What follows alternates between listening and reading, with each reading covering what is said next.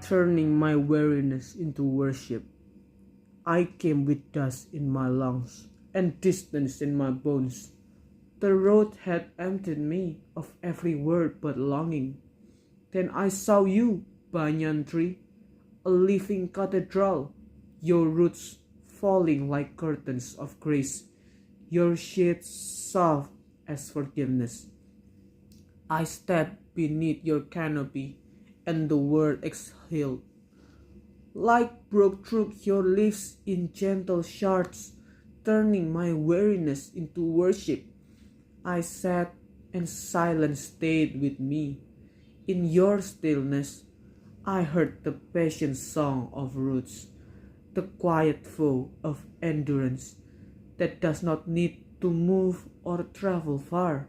For a moment, I remembered what it means to rest and still belong.